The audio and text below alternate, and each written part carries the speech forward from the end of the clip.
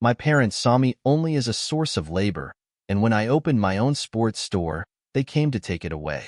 My father me with a bat that was in my store, and then he filed a lawsuit. Hey everyone. I've never really shared this before, but after reading through so many posts here, I think it's time. It's not easy to put into words what I've been through, but maybe getting it out will help me move forward. So, here it goes. I grew up in what looked like a normal family from the outside. We had a nice house, my parents had jobs, and no one ever suspected that things were wrong. But behind those closed doors, things were far from perfect. My parents didn't see me as their child. They saw me as free labor. From as early as I can remember, they treated me like I was born just to be their personal servant. My father, James, was a hard man. He came from a long line of farmers, men who believed in the value of hard work and that emotions were for the weak. My mother, Sandra, was no better. She stood beside him, enabling every decision he made. She wasn't physically abusive, but she was complicit in every way that counted. She didn't protect me from him, and in some ways, her indifference was even worse than the beatings. I don't even know if beatings is the right word, though. It wasn't like the movies, where the abuser is just this angry man swinging a belt around. No, it was more insidious than that. My father didn't just hit me out of anger. He hit me out of control, out of a need to break me down, to mold me into the person he wanted, to make sure I didn't think for myself. Everything was about maintaining control, making sure I knew my place. From the age of 6, I was out working in the fields. Whether it was planting, harvesting, or feeding the animals, there was always something to be done. While other kids were playing video games or riding their bikes, I was waist-deep in dirt. And if I made a mistake, if I dared to slow down, the punishments were severe. I was never allowed to be a kid. I remember one time, I was around 9, and it was a scorching summer day. The kind where the sun feels like it's sitting right on top of you. I had been out working since sunrise, and my body couldn't take it anymore. I collapsed. I was lying there in the dirt, gasping for air, feeling like my skin was melting off. But instead of taking me inside, giving me water, or even just letting me rest, my father grabbed me by the collar and dragged me to the barn. I can still hear his voice, cold and steady, saying, "You don't stop when you're tired. You stop when I say you're done." After that, I started to realize that to my parents, I wasn't a son. I wasn't a person. I was just a tool they could use. It wasn't just my father either. My mother didn't care. She'd just hand me a rag and tell me to clean myself up, acting like it was normal. She'd glance at me with those eyes that were full of emptiness, like I was nothing more than an inconvenience to her. And then she'd go back to her chores or her gossip phone calls with her church friends. School was the only thing that saved me. It was like stepping into a different world, one where I wasn't being yelled at or hit. I wasn't treated like garbage. I was just me. I could breathe. The teachers didn't know what was happening at home, and I never said a word. What was the point? But in that space, I could pretend. I could focus on the subjects I loved, particularly literature and history, and for a few hours a day, I could disappear into the stories of people who lived lives so different from mine.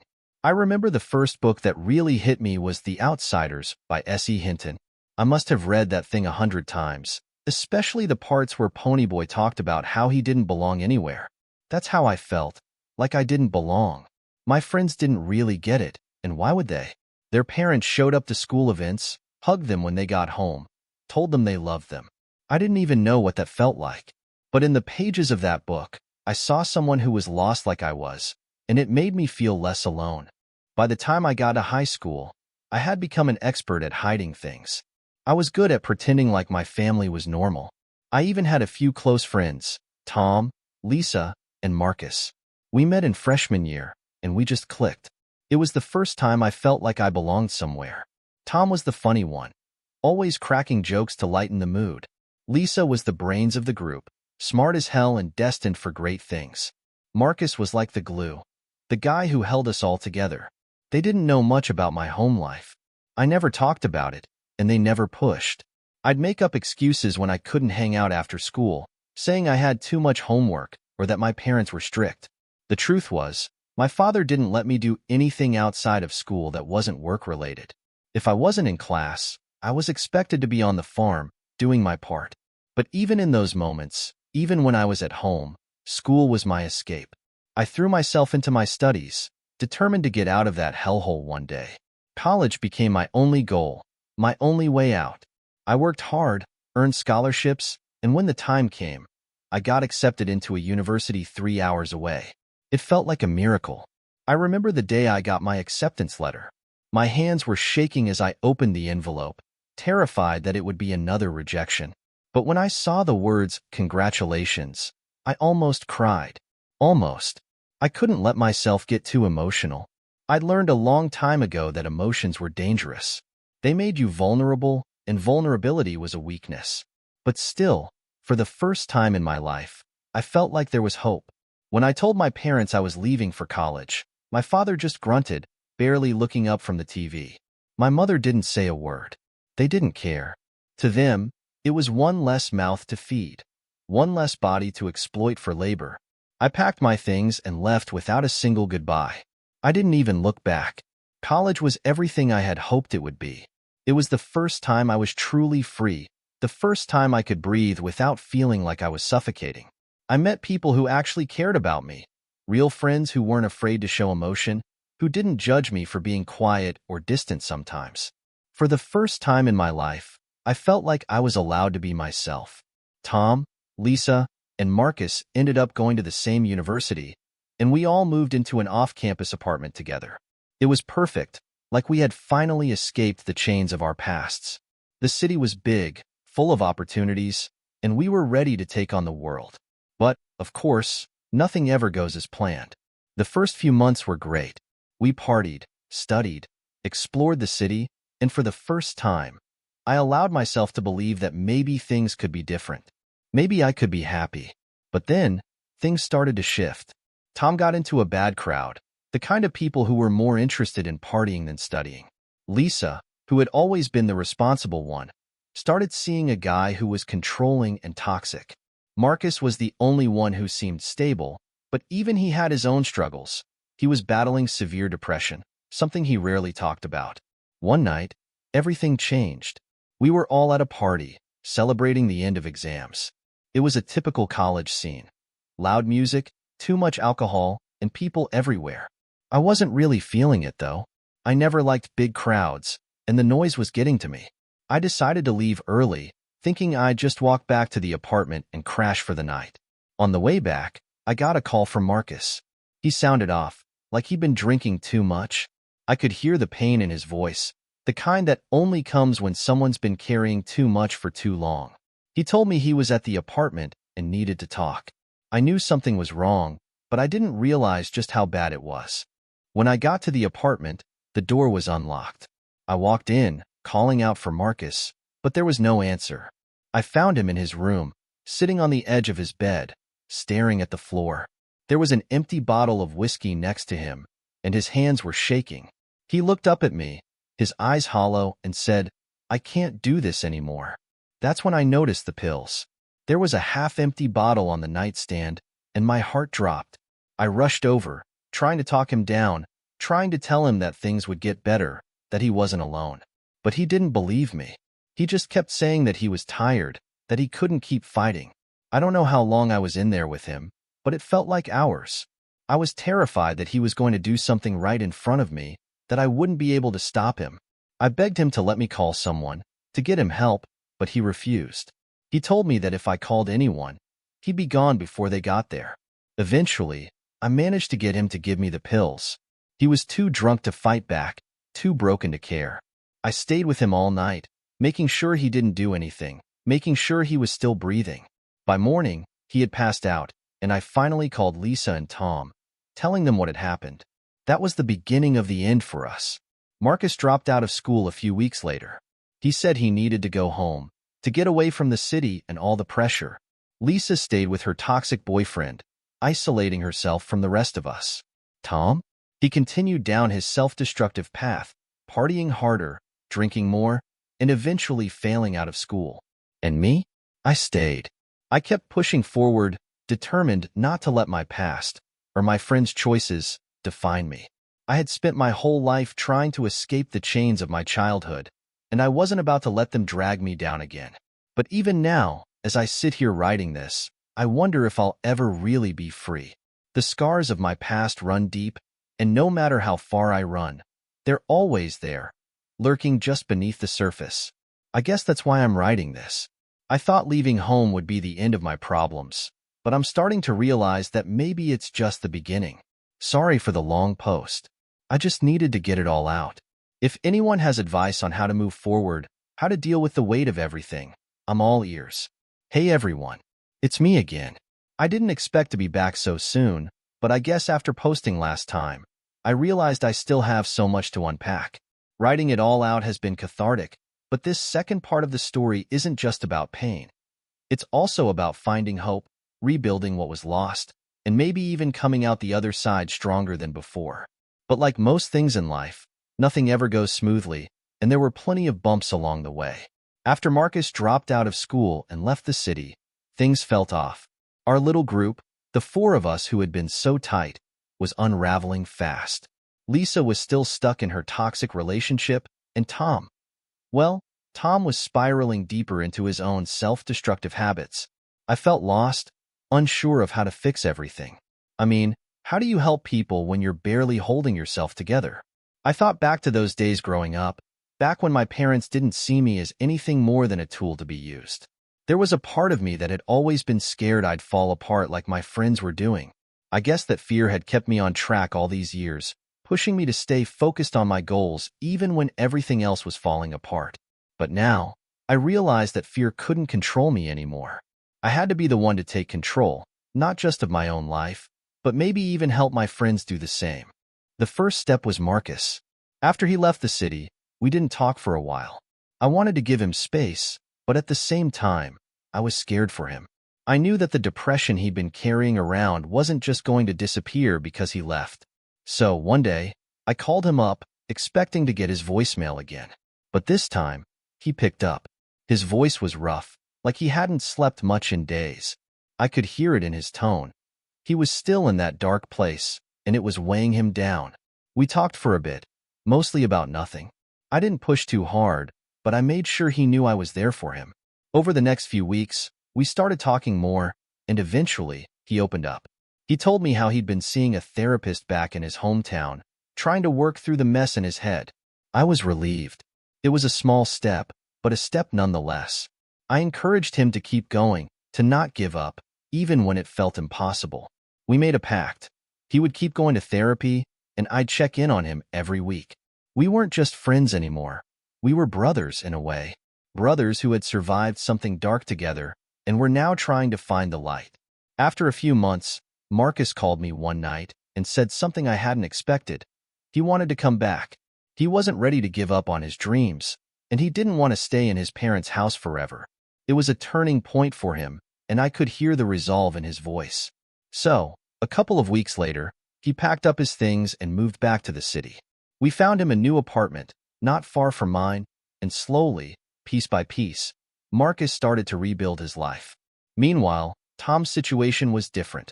While Marcus's struggles had been largely internal, Tom's were right there on the surface. The drinking, the late-night parties, the reckless behavior. It was all spiraling out of control, and I knew if something didn't change, he was going to hit rock bottom, hard. I remember the night I decided to confront him. We were sitting in our living room, the air thick with tension. He'd just come back from another party, drunk out of his mind, and collapsed on the couch. I sat down across from him, not really sure how to start. It wasn't like I could just tell him to stop. It wasn't that simple, but I had to try. "Tom," I said quietly, trying to meet his bleary eyes. "This isn't you, man." At first, he just waved me off, muttering something about how I didn't understand. But I did understand.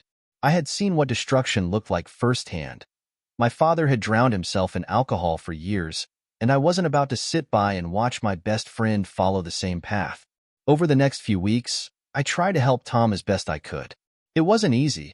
He didn't want to hear it most of the time, and there were nights when he'd come home completely wasted, throwing insults my way because I was trying to help. But I knew, deep down, he wasn't angry at me. He was angry at himself, at the life he was living, and the way he couldn't seem to break free from the cycle. I convinced him to come to a meeting, just one, to see if maybe it would help. He resisted at first, but eventually, he caved. That meeting ended up being a game changer. Slowly but surely, Tom started cutting back on the drinking. He found a group of people who had been through the same things he had, and for the first time in a long while, he didn't feel so alone. It was still a battle, every day, but at least now he was fighting. Lisa was the hardest to help. Her toxic relationship with this guy, Nick, had been dragging her down for over a year. I saw the way he manipulated her, isolated her from her friends, and belittled her until she believed she was nothing without him. It made my blood boil, but what could I do? She wasn't ready to see it yet. She was still caught in that vicious cycle, believing his lies, believing that he loved her even though he treated her like garbage. It wasn't until one night, after a particularly brutal argument with Nick, that Lisa showed up at my apartment, sobbing and broken. She'd had enough. Finally. She couldn't take the abuse anymore, and she didn't know where else to turn. I listened as she poured everything out. The constant fights, the manipulation, the way he made her feel like she wasn't worth anything. And in that moment, I made a decision. I wasn't going to let her go back to him, not this time. I let her crash on my couch for a few days, giving her the space she needed to clear her head. Marcus and Tom came over to show their support, too. We reminded her of who she used to be, the strong, confident Lisa who didn't take crap from anyone. It took time, but eventually, she started to believe it again. Breaking free from Nick wasn't easy, though. He showed up at her apartment one night, pounding on the door and demanding to talk to her. I'll never forget the look on her face when she saw him. Fear, mixed with a flicker of defiance. She wasn't going to let him control her anymore, and that's when I knew she had finally found her strength again. With our help, Lisa moved out of the apartment she'd shared with Nick and found a new place. She changed her number, blocked him on everything, and started rebuilding her life, piece by piece. She went back to school, refocused on her studies, and found herself again. It was a long road, but every day, she grew a little stronger. As all of this was happening, I was starting to find my own path, too. I'd always been passionate about fitness and sports, probably because it was one of the few things that helped me cope with the hell I'd been through growing up. Exercise gave me an outlet, a way to channel all the anger and frustration into something productive. So, when the opportunity arose to start my own business, I jumped at it. It started small, just an idea, really. I had been working at a local gym, helping out with training sessions and learning the ropes of the industry, but I knew I wanted more. I didn't want to just work for someone else for the rest of my life. I wanted to build something of my own. So, I took a leap of faith and opened a small shop selling sports equipment. At first, it was just a modest little storefront, nothing fancy. I used most of my savings to stock the place with high-quality gear, everything from running shoes to weightlifting equipment. I was nervous as hell, but I was also determined. I had spent my whole life working towards something better, and this was my chance to make it happen. And then, something incredible happened. The shop took off. It started with a few loyal customers, people I had met through the gym, friends who believed in me. But word spread quickly. Soon, we had more people coming in, eager to buy the gear I was selling.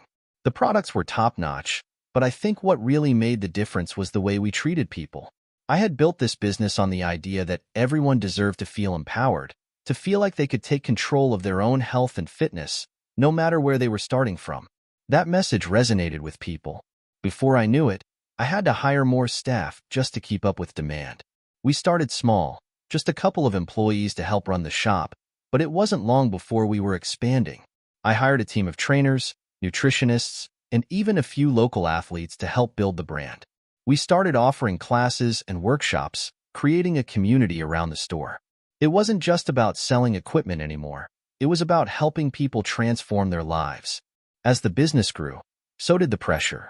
I was working long hours, juggling everything from inventory management to marketing to customer service. There were days when I felt like I was drowning in it all, but I couldn't let myself fail. Not after everything I'd been through. Not after coming this far. One day, we had an issue with a supplier. I won't go into too many details, but let's just say they tried to pull a fast one on us, delivering subpar products and charging us top dollar. When I called them out on it, they threatened to cut us off, leaving us without a major portion of our inventory. It felt like a punch to the gut. We had customers relying on us, and the idea of letting them down terrified me. But instead of backing down, I fought back. I found new suppliers, built new relationships, and came out the other side stronger. It was a harsh lesson in business, but one that made me even more determined to succeed. Then came the day we were robbed. I'll never forget walking into the store one morning to find the front window shattered, the shelves emptied. It felt like everything I had worked for was crumbling right in front of me. But instead of giving up, I picked up the pieces, literally. With the help of my friends and my new team, we rebuilt. We installed security cameras, tightened up our operations, and came back stronger than ever. In the end, what started as a small sports equipment shop turned into something so much bigger than I ever imagined. We weren't just a business, we were a family. The people I worked with, the customers who came through our doors, they became part of something special. We were all in it together, pushing each other to be better, to grow, to overcome whatever challenges life threw our way. And through it all, my friends stood by my side. Marcus, Tom, and Lisa. They had their own journeys to go through, their own demons to fight, but we did it together. We had survived the worst, and now we were building something beautiful out of the wreckage. Looking back, it's hard to believe how far we've come. From the broken kid who grew up on a farm, treated like nothing more than free labor, to the man I am today, a business owner, a friend, and someone who finally understands what it means to be free. I guess what I'm trying to say is, no matter how dark things get, there's always a way out. There's always hope, even when it feels like everything is falling apart. It won't be easy, and it sure as hell won't happen overnight. But if you keep pushing, keep fighting, you'll find your way. Hey everyone, I'm back. I didn't expect to be posting again so soon, but I have to get this out. My life has taken a turn I never saw coming, and to be honest, I'm still processing everything. What started as my journey of breaking free from my past has somehow come full circle in the most unexpected and twisted way. So, after getting the store up and running, things were going great. We'd built something from the ground up, and my friends and I were closer than ever. Marcus was back on his feet. Tom had gotten his life together, and Lisa was thriving, free from her toxic relationship. For the first time in my life, I felt like I was really moving forward, like I had left my past behind for good. But then my parents showed up. I hadn't spoken to them since I left for college. There were a few sporadic messages over the years, mostly from my mother, but I ignored them. I had no interest in revisiting that part of my life. They hadn't cared about me when I was a kid, so why would they care now? But apparently, they had been keeping tabs on me, and once they heard about the success of my store, they decided to make an appearance. It was a Wednesday afternoon, right after lunch rush. The store was buzzing with customers, and I was in the back office going over inventory when I heard someone pounding on the door. One of my employees, Jamie, poked her head in, looking uneasy. "There's a man and a woman out front asking for you. They're not very polite." I didn't even need her to say more. I knew who it was before I even walked out there. Sure enough, there they were, James and Sandra, standing in the middle of my store like they owned the place. My father had his usual scowl plastered on his face, arms crossed over his chest, while my mother stood behind him, looking like she'd rather be anywhere else. I froze for a second, taking them in. They hadn't changed much. My father still had that same air of authority, as if he expected everyone around him to bend to his will. My mother was as passive as ever, her eyes darting around nervously like she was afraid someone would see them and judge her. I walked up to them, trying to stay calm, even though my heart was pounding in my chest. "What are you doing here?" I asked, keeping my voice steady. My father sneered. "That's how you greet your parents after all these years? No wonder you turned out to be such a disappointment." I felt my anger rising, but I held it back. I wasn't going to give him the satisfaction of getting under my skin. "What do you want?" I asked again, this time with a little more force. "We heard you've done well for yourself," my mother chimed in, her voice softer than I remembered. "You've got a business now, and we thought it was time to reconnect." I could see right through her fake concern. Reconnect? They hadn't cared about me when I was growing up, and now they wanted to play the part of loving parents? It was laughable. "We don't need to reconnect," I said flatly. "Whatever this is about, just say it." My father stepped forward, his eyes narrowing. "You owe us." I blinked. "Excuse me?" "You heard me," he growled. "You wouldn't have any of this if it weren't for the years of hard work we put into raising you. All those years you worked on the farm, who do you think gave you that discipline, that strength? It was us. You'd be nothing without us." I felt my blood boiling. This was insane. They had treated me like a slave, not a son, and now they were trying to take credit for everything I had built? "You didn't give me anything," I said, my voice shaking with barely controlled rage. "You used me. You abused me. I got out despite you, not because of you." That's when my father lost it. "You ungrateful little bastard," he shouted, his face turning red. "We gave you everything, and this is how you repay us?" Before I could react, he turned and grabbed a baseball bat from one of the displays. My heart stopped. I had put that display together with my own hands, never imagining it would be used for something like this. He swung the bat at me, and I barely had time to dodge out of the way. The bat hit the counter with a loud crack, sending products flying everywhere. Customers screamed and ran for cover as chaos erupted in the store. My father wasn't done. He came at me again, swinging wildly. This time, the bat grazed my shoulder, sending a jolt of pain down my arm. I stumbled back, trying to put distance between us, but he was relentless. "You think you can walk away from us? You think you can turn your back on your family?" he screamed, his voice growing more hysterical with every word. My mother was standing off to the side, wringing her hands but doing nothing to stop him. She never did. She just stood there, watching as her husband tried to beat their son senseless. Luckily, Jamie and a few of the other employees had called the police as soon as the chaos started. The sound of sirens blaring outside was enough to give my father pause, but not before he landed another hit, this time to my ribs. I went down hard, gasping for air, but I wasn't about to give him the satisfaction of seeing me broken. Within moments, the police burst through the door, guns drawn. They tackled my father to the ground, pinning him down as he continued to scream obscenities. My mother, who had finally come to her senses, tried to plead with the officers, but they weren't having it. They slapped the cuffs on both of them and hauled them away. I sat there on the floor of my store, clutching my side and trying to make sense of what had just happened. The pain in my ribs was excruciating, but it was nothing compared to the emotional toll. After everything I had been through, after years of clawing my way out of that hellhole, my past had come back to haunt me in the most violent way possible. As I was being helped up by my friends, I realized that this wasn't over. Not by a long shot. My parents, being the delusional people they were, decided to sue me. Yes, you read that right. They sued me for emotional damages and claimed they were entitled to a portion of my business because, according to them, I owed them for raising me. The whole thing was absurd, but I knew it wasn't just about the money for them. It was about control. It always had been. The lawsuit dragged on for months, and it was one of the most stressful periods of my life. Every day, I had to relive the trauma of my childhood as my parents tried to paint themselves as the victims. They brought up everything from my time on the farm to the way they taught me discipline. It was sickening, but I wasn't alone. My friends stood by me every step of the way. Marcus, Tom, and Lisa. They were there for every court appearance, every meeting with my lawyer, every late-night breakdown when I thought I couldn't handle it anymore. I don't know what I would have done without them. The trial was brutal. My father, ever the manipulator, tried to play the part of the wounded patriarch, claiming that all he had ever wanted was to see his son succeed. My mother, true to form, stood by his side, occasionally wiping away fake tears as she recited her rehearsed lines about how much they had sacrificed for me. But the truth came out.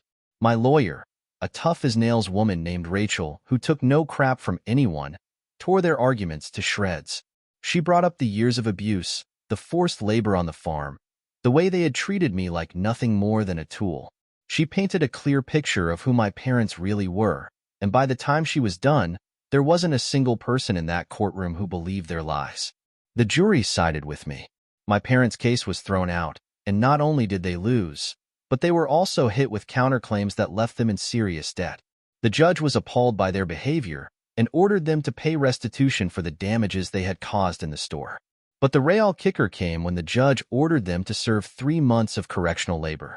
It was poetic justice. Now, here's where things get interesting. As part of their punishment, they were assigned to work on a farm.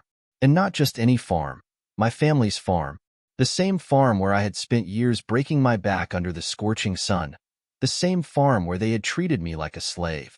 They were forced to work under the same conditions I had endured, with no shortcuts, no special treatment. I'm not going to lie, it was satisfying, watching them work day in and day out, struggling with the same tasks they had forced on me for years, felt like closure. For the first time in my life, I had the upper hand. I didn't gloat, though. I didn't taunt them or rub it in their faces. That's not who I am. But I made sure they understood what they had done to me, and I made sure they felt every bit of it. They had always believed that hard labor was the only way to teach someone discipline, so I gave them what they believed in. They shoveled manure, hauled hay, and worked until their hands were blistered and raw. And just like they had done to me, I stood by and watched, making sure they didn't stop until the work was done. At first, they complained, tried to argue that it was too hard, that they were too old for this kind of work. But the court didn't care. The law didn't care. They had brought this on themselves, and now they had to deal with the consequences.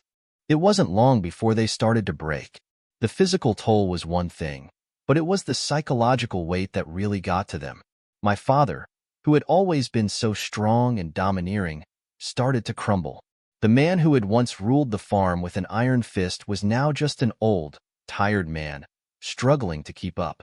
And my mother, who had always been content to stand in the shadows, was now forced to face the reality of what they had done. There were moments when I almost felt sorry for them. Almost. But then I'd remember the years of abuse, the years of being treated like nothing more than a tool for their benefit, and the sympathy would fade.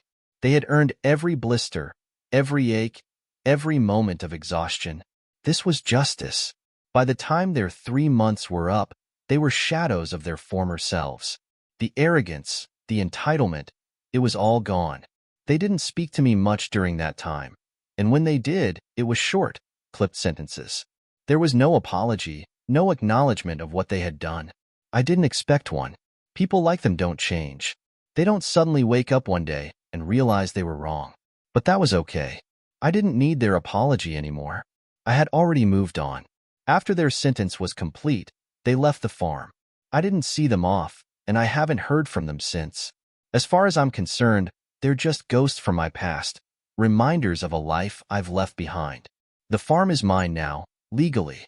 After the trial, I was awarded the property, and while part of me wanted to burn the place to the ground, I decided to keep it. It's not a farm anymore, not really. I've turned it into a retreat, a place where people can come to escape, to find peace, to heal. It's ironic, I suppose. The place that was once my prison is now a sanctuary for others. My life has changed in ways I never could have imagined. The store is thriving, the farm is a success, and my friends and I are closer than ever. We've all been through hell in our own ways, but we came out the other side stronger. And as for me, I finally feel free. There are still moments when I think about my parents, about everything they put me through. But those moments don't hold the same power over me anymore. I've taken back control of my life, and for the first time, I'm living it on my own terms. So, if there's one thing I've learned through all of this, it's that no matter how deep the scars run, no matter how heavy the weight of your past may be, you can still rise above it. You can still find freedom, even when it seems impossible.